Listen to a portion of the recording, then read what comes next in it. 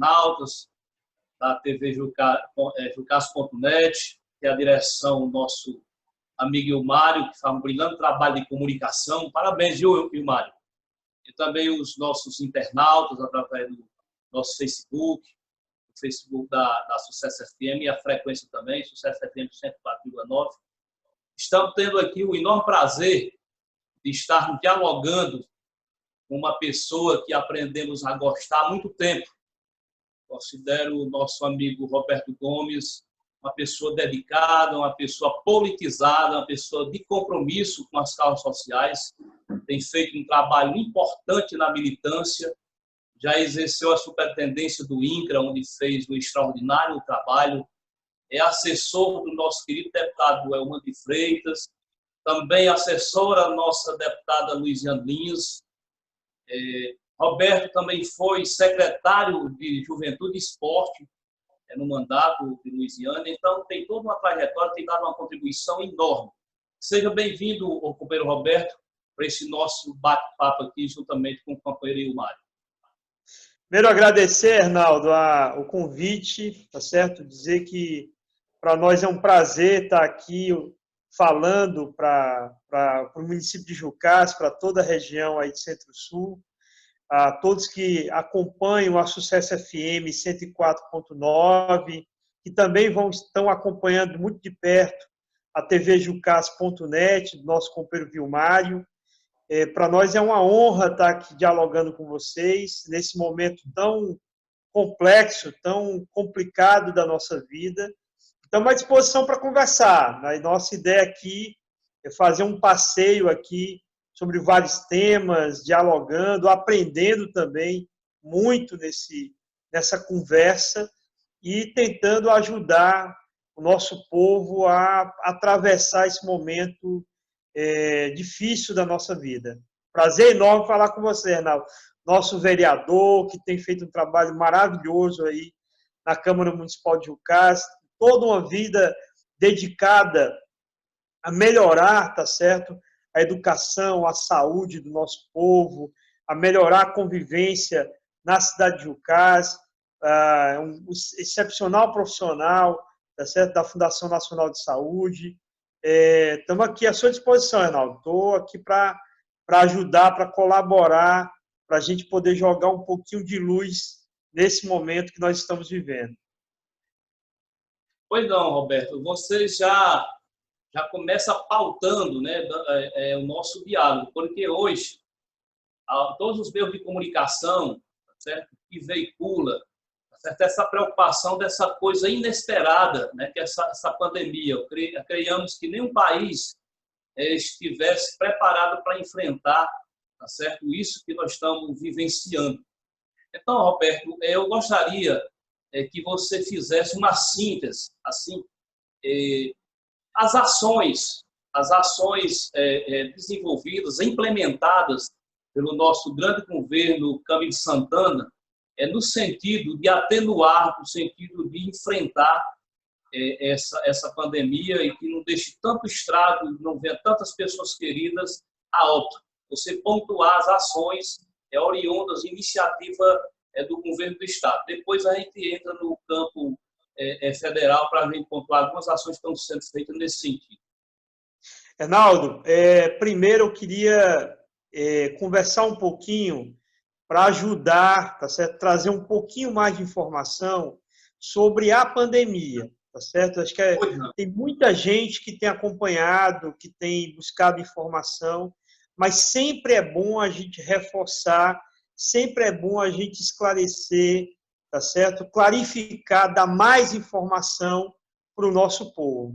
Primeiro, a pandemia do Covid-19, ela é gravíssima, tá certo? Nós não podemos brincar com essa situação, que é uma situação poucas vezes vivida pelo povo no mundo todo, tá certo? O vírus, ele é de um grau de contaminação, de transmissibilidade muito alto, portanto, a gente não pode relativizar a gravidade desse momento, a gravidade da pandemia, a gravidade da ação do Covid-19.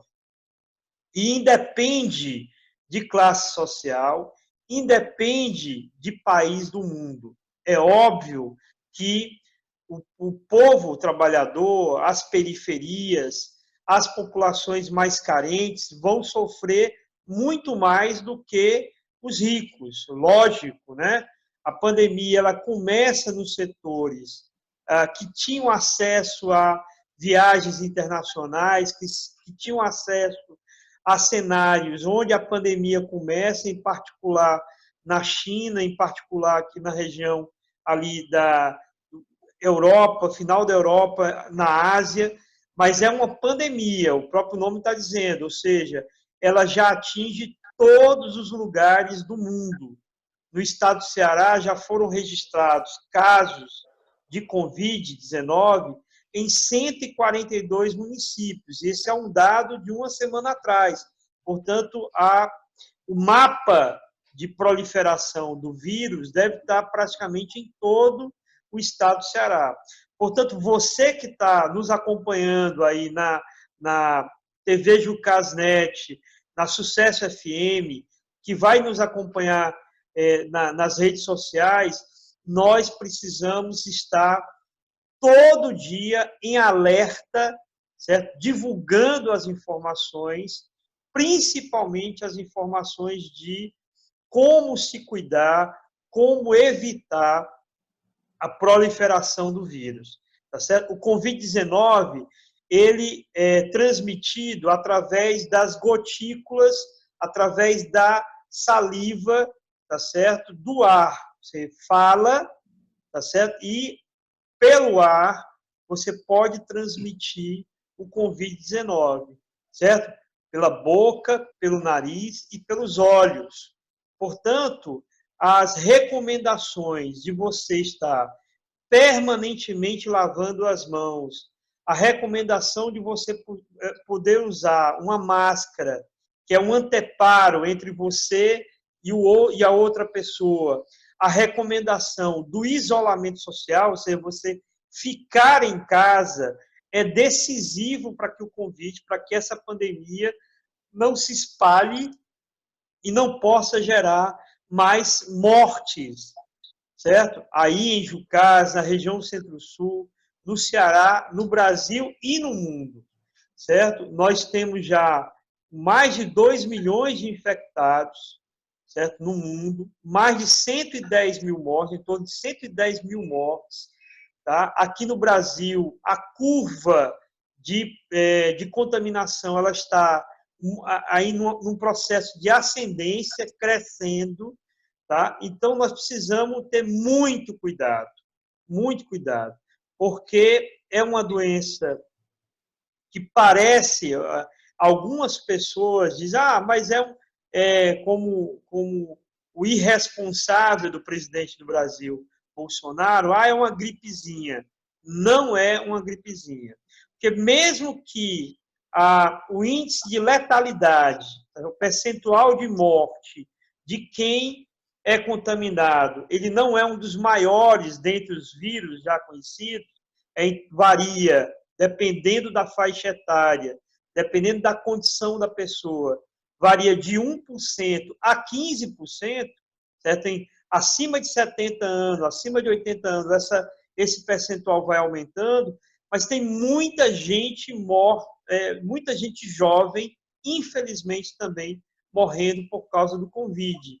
Então, o grande problema, um dos grandes problemas da pandemia do Covid é o alto grau de transmissão.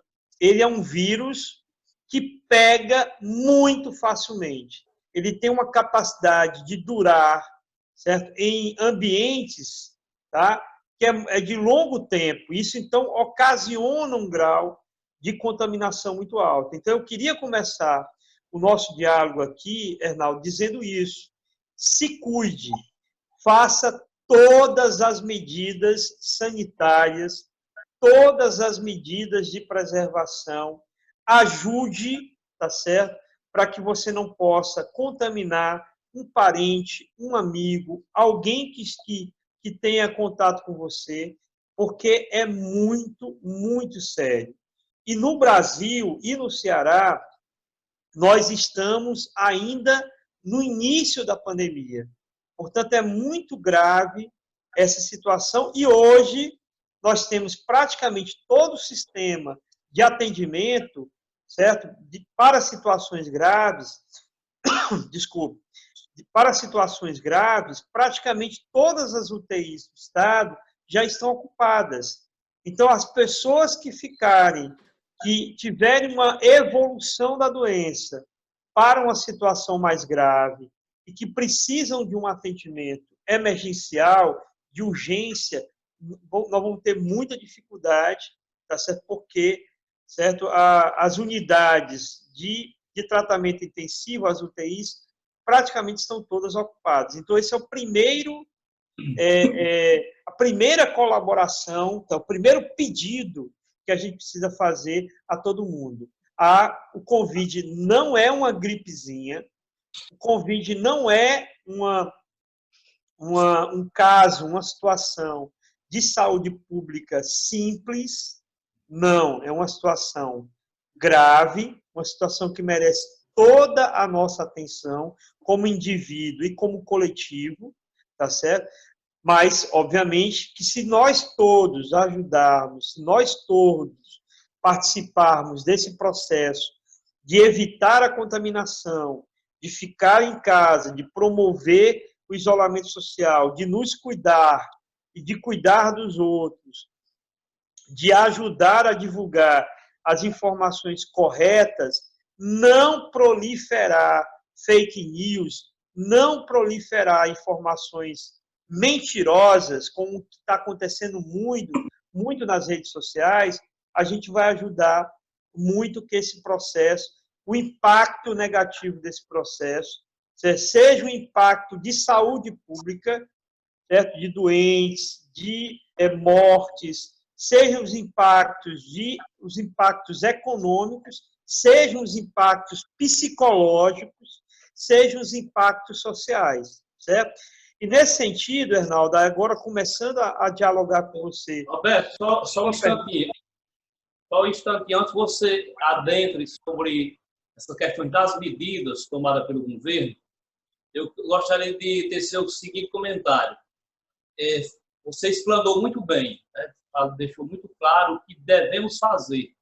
Mas nós avaliamos, Roberto, que tem um outro complicador, tá certo? Com relação a essa história do isolamento e também a ficar em quarentena.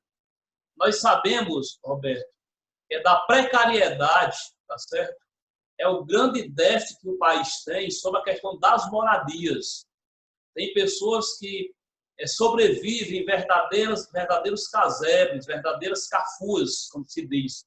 Famílias numerosas, tá certo? Por mais que ela assimile essa compreensão sanitarista, na prática, para poder conseguir as orientações que os infectologistas, os profissionais da saúde repassam, por mais desejo e vontade que ela tenha, mais consciência que ela tenha, elas têm toda essa dificuldade.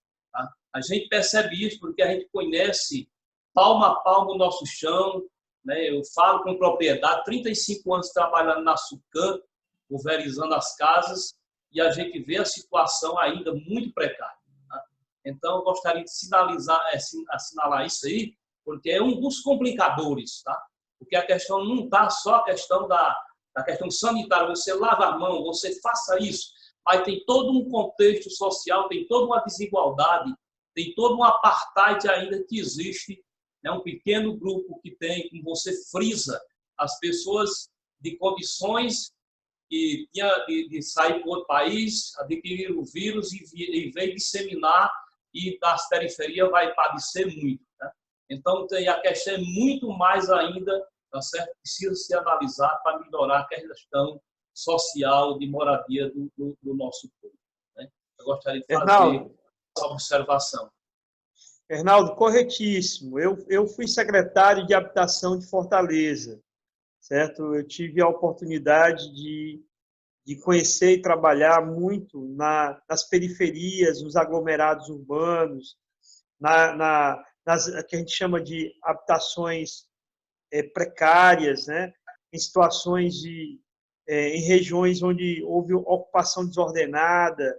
Então, a sua fala foi perfeita. Isso tem a ver, inclusive, Arnaldo, com a discussão que eu quero, inclusive, fazer um pouquinho aqui nesse diálogo com você e com os internautas, de que essa doença, de que essa pandemia, ela evidencia um conjunto de outros problemas, certo?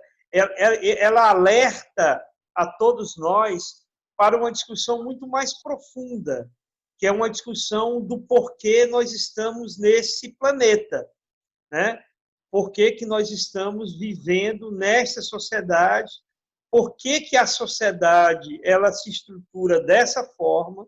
Por que o planeta se encontra do estado que se encontra, certo?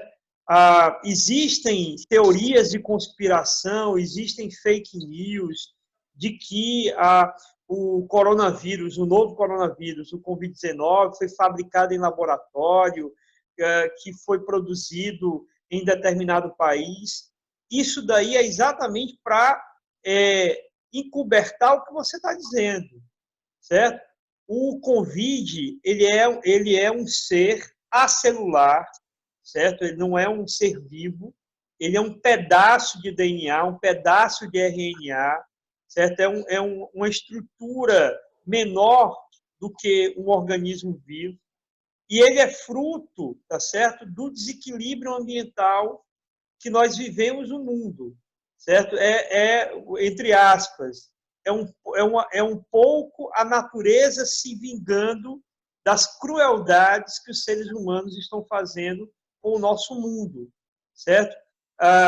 Tem uma pesquisa, depois até posso passar para você, de estudos na Antártica, certo? Que um bloco de gelo de milhões de anos, um pedaço de bloco de gelo, foram encontrados 27 novos vírus.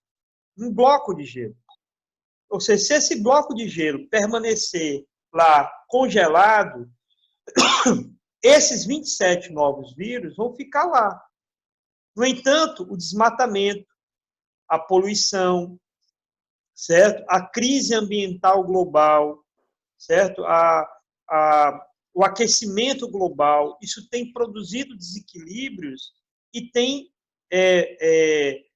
solto doenças de milhões de anos que são naturais da Terra, estão sendo liberadas para atingir os seres vivos e nós, em particular, os seres humanos.